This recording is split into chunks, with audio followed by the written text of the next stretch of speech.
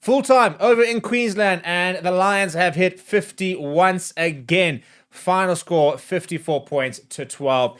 And again, to be fair, where the Reds start like a house on fire, they scored first, they put the pressure on the Lions, and at one stage looked like they were going to make a bit of a game of it. The Lions actually only took the lead for the first time in about the 20 odd minutes, but eventually they kind of came good, and it was always a bit of a matter of time. And once they came good, boy, were they really, really good. Just to correct on the score, it's actually 52 points. I've just seen now that missed the conversion, did Finn Smith. But yeah, I mean, Andy Farrell been very frustrated with the start, but towards the end, we started to see a Lions side which is starting to click a little bit. And I think we've seen that in the first game as well against Western Force. A first start performance where they kind of look a little bit disjointed. You can see it's a team of players who haven't played a lot together. As the game starts to go, they start clicking into gear. And this is the big challenge for Andy Farrell, is to get them to click and to get them playing well together very quickly and to not have that sort of early on lull.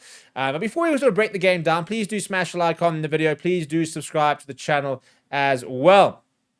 Let's have a look, shall we? So as mentioned, Tuamaga Allen went over in the 7th minute with Lofton Phillips adding the extras to make it 7-0 after 8 minutes. What a start that was. From the Reds. And the Lions looked a little bit shell-shocked, to be perfectly honest. The Reds, I mean, even their first try came from winning a scrum penalty, from putting a bit of pressure on Freeman, causing a knock-on, getting themselves into good areas, scoring that try, getting that momentum. They then conceded a try. About 10 minutes later, Tommy Freeman eventually going over to open the scoring for the Lions to make it 7-7. But not for very long before Fluke went over in the 26th minute. However, that was cancelled out pretty early by Porter with Russell adding the extras. So the Lions actually took the lead for the first time on about the half-hour mark, which shows you that for the first half an hour, things were pretty tight. Yes, the Lions had more territory, they had more possession, and they looked definitely the more dangerous of the two teams. But it definitely didn't look like a completely one-sided affair.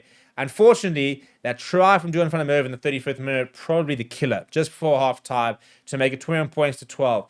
Now, 21 points to 12, you're still thinking, right, we're kind of in this game. You know, another try after half-time. We can get into there. We can get quite close. But if they hadn't scored that, they would have been going 2 points down. And that all of a sudden becomes game on. Now, unfortunately for the Reds, they would have gone into the change rooms and had a long conversation about starting well, about putting pressure back on the Lions, making them panic a little bit. But the Lions would have said, right, we need to go out and bury them quickly. And they did that with an early try in the 44th minute from Mario Toju, who had a very good game as captain. And after that, 23 points to 12, that kind of swung the momentum. Now, they didn't manage to really score much until into the 60 minutes. But when the bench came on, there was definitely a marked improvement in the Lions' performance. It definitely upped the levels of the game. So that's going to be the big thing that the Lions have is a world-class bench. You've got players like Ellis Genge coming off the bench, Gary Ringrose, Alex Mitchell, Finn Smith, Ben Earl, all these sort of players coming off the bench, Luke Cowan-Dickey, and that's where they're always going to have the advantage over any of the other sides they play, probably even including the Wallabies, in terms of just having such a good bench.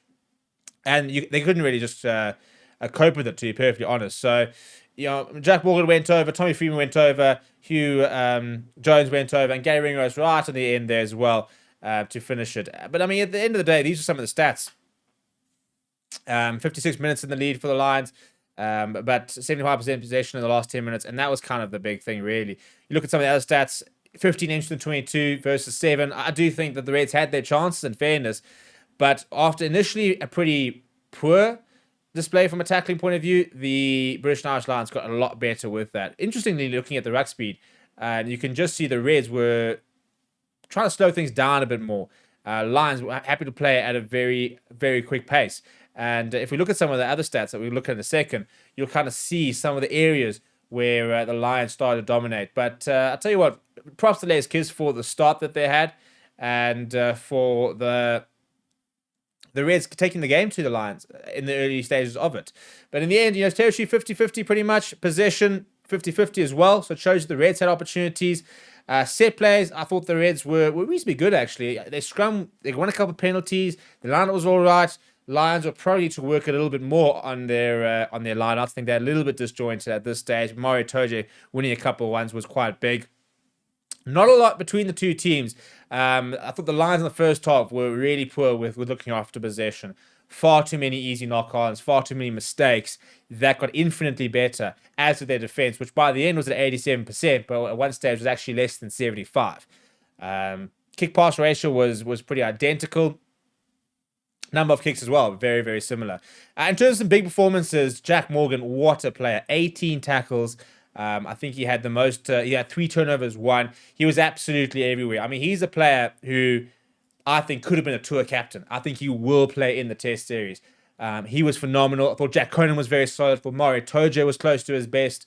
Tommy Freeman looked very busy. John van der Merwe looked very, very busy. That Gibson Park, Finn Russell combination is going to be really, really good for the Lions come the test series.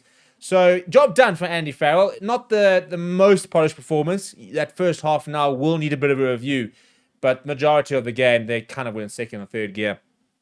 Or second gear, really, and didn't really need to shift up to get the tries they did. So, an impressive performance. You're watching Mac Hansen still catching up with some of the old lads. Obviously, played a lot of rugby in Australia, did Mac Hansen. Not involved today. So, we move on to the weekend. And so far, 2 from 2 on tour for the Lions. Both games hitting those 50 points. So, yeah, I mean, in theory, all going according to plan so far on tour. We're still waiting for that one team to really give them a bit of a shock. It was a slight shock here, but to sort of be at 50, 60 minutes and still potentially be in the game, hoping probably for the Brumbies or that Australia, New Zealand sort of Pacific team to probably try and do that. Let me know what you thought about the game down in the comments below. Smash a like on the video, subscribe to the channel as well. Thank you very much for watching. My name is Steve, and I'll chat to you soon.